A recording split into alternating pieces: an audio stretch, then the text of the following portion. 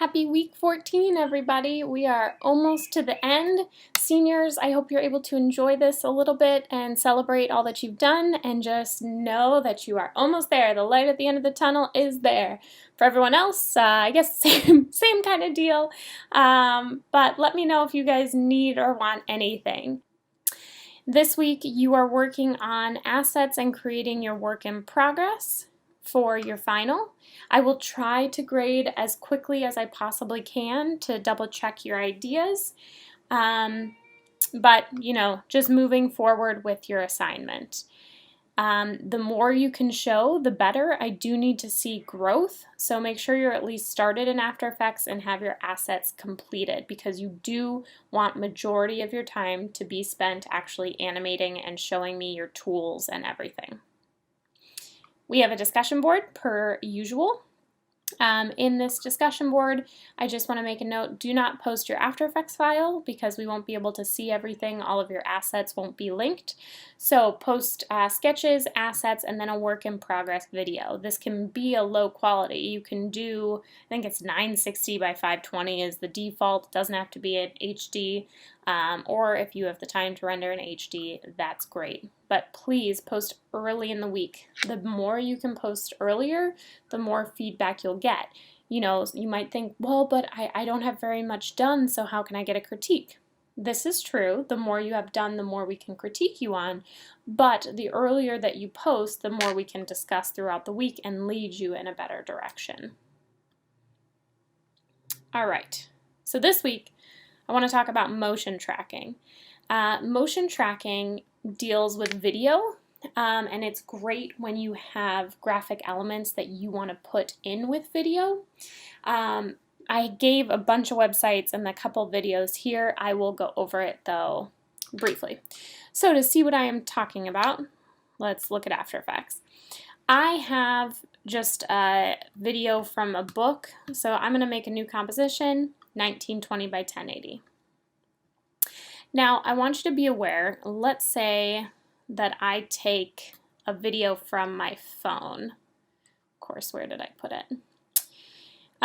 If you take a video from your phone, obviously that's not a 1920 by 1080 video. This one will do. So when we bring this down, notice it's not the right ratio, right?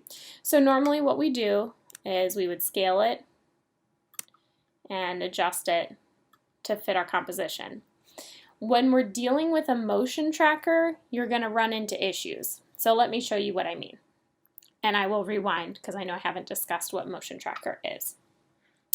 You're going to go to Window and then Tracker.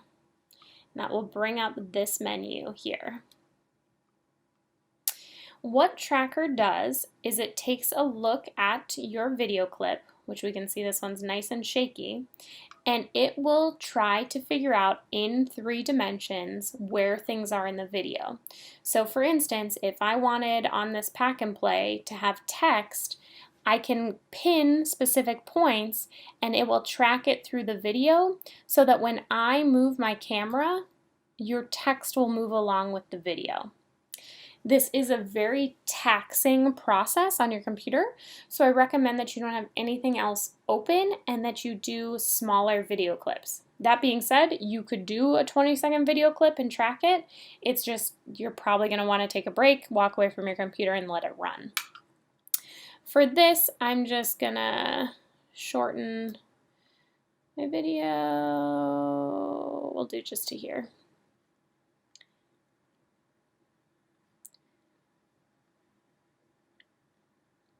So we've got this short little video clip that's shaky. You'll notice you can have 2 different stabilization options. I'm not going to click on these, but what these will do is it will try to find a center point in your video and track that to keep that centered and actually rotate your camera around so that your footage looks straight the whole time. The only issue, non-issue, is that when you do this, you're going to have to scale your video or else you're going to get like blank parts. So, what do I mean? What the stabilizer will do is if my camera rotated, so see how my camera moved down right here? it would move your video up and rotate it to fix. But if I'm rotating to fix and keep things centered, you can see I'm going to have blank space in my composition. So that's why you're going to have to scale up your composition, your video clip in your composition. Okay, so I'd recommend playing around with that. Bring in a clip that you have, scale it down so you're just dealing with a few seconds, and take a look at the stabilizers. It isn't an end-all be-all fix. If you're like, man, I was running and the camera is looking like, oh my gosh, what's the video? Blair Witch Project. This isn't going to fix it for you. But if you have a little bit of wobble, a little bit of camera shake, it will help. What we're going to do is do a track camera. You'll see it's going to tell you analyzing in the background. You can also look over here. It'll give you a percentage of analyzing. Now, what I was talking about earlier is how my video clip doesn't match my composition. And what's going to happen is you're going to get an error, and it's going to say something like layer must match composition. So I'll just wait for that to pop up, and then I'll tell you how we can solve it. Basically, what we're going to need to do to solve it is you're going to have to pre-compose your video and then do it in the pre-composed layer. Because when you pre-compose, okay, so here we got a red bar. That is our error. Layer size must match composition and use default values. So again, all I'm going to do, right mouse click, pre-compose. You can name it whatever you want.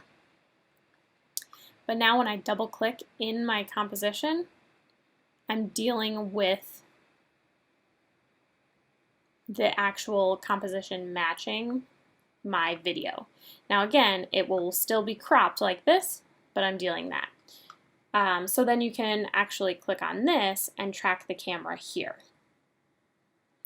I'm going to simplify this a bit just for the sake of this video and my computer. And I'm going to use this shoreline video. And we're going to fast forward this a little bit. Okay, so this is just, let me zoom in so you can see, a video of some rocks. I'm going to pre-compose. Okay. And then you can see I've got this video here.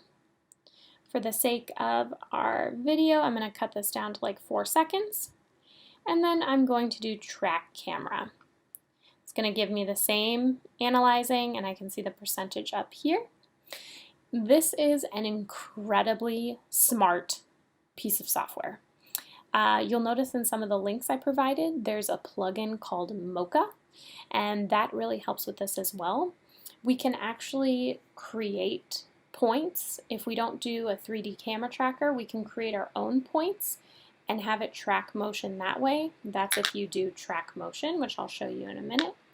But this is analyzing your footage and angles and creating planes that we can attach things to. So be very impressed when you're doing this and the ease at which it is to do. So what we can do is we can add an image, we can add text, but again, it's going to match the perspective and the movements of your camera. So we got 51% of the way.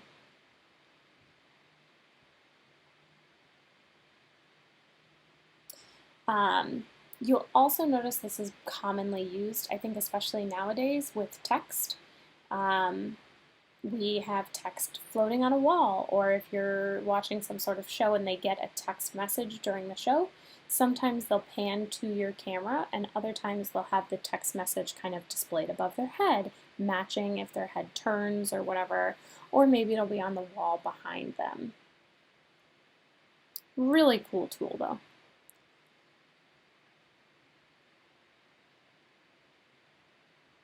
Alright, so now it's solving camera, which is kind of finalizing.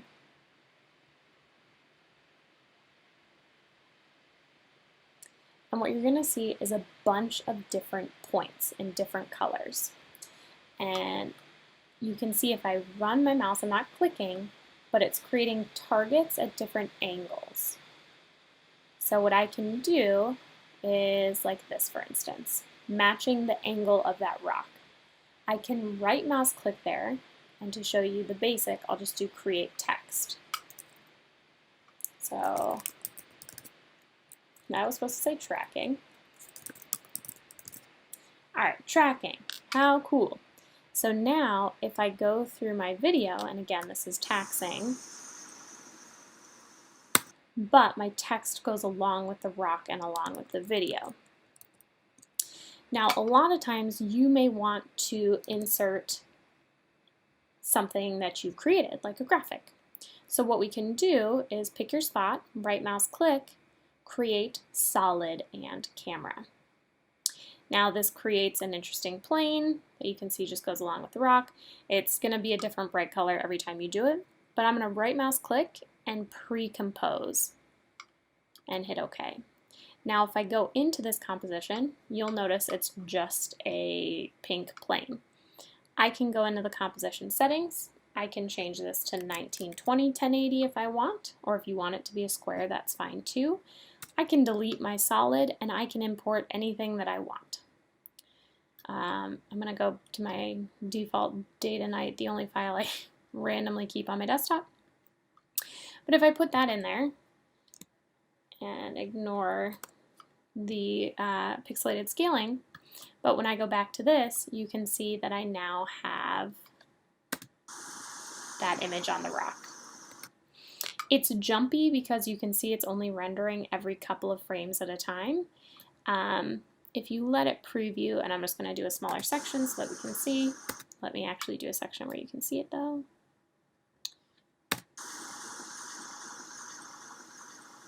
You can see that it's tracking, and a nice render will actually get you to see the whole thing. So make sure you're saving often when you do this as well, because you can tell it's very taxing. But again, what a simple way to add depth and detail. You know, maybe I drew a bird, like a pelican or something, and I want to have him standing on the rock.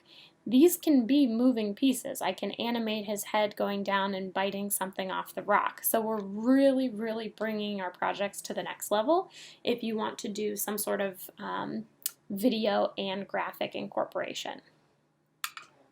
Okay, so I would highly recommend you look at that. One other option, and I'm not going to go too far into it because the 3D camera is generally the most the best way to go, but you can track motion. If I click on track motion, you can see I get a point. In the announcement, or not announcement, in the module where I talk about tracking, it tells you what all these options are, but basically you want to track, I'm going to make this bigger so we can see it. You're going to want to track a point of high contrast. So maybe where this rock right here has the dark line against the white highlight, because just like in Photoshop, we're going to be looking at pixel color, and when you try to analyze this, it's going to follow that high contrast. If you pick a spot that doesn't really have high contrast, it's going to have a hard time following it. Once your track point leaves the screen, you're done, because it'll keep trying to render something for you. So if you are going to use track points, once that point leaves, then you're just going to want to split your layer so that you don't have the track points on this part, it's just on this part. We can always delete motion trackers. Okay, and you can see the point is pretty dead on. Sometimes it gets a little off. You can always go in and select the point and move it if you want to. And then you can add whatever element you wanted to add to it to sit on that track point. Okay, so if you want to go over that a little bit further, let me know, but I would recommend just doing the camera tracker because that is going to get you an excellent result every time. So don't forget, you're going to need to pre-compose if your video footage does not match your composition, which 9 times out of 10 it will not. So I just would get in the habit of pre-composing first, but then play around with matching things. Again, it's a really cool way to draw in attention. All right, so I think we're all set. with everything for this week. I look forward to seeing your projects. Let me know if there's questions on anything.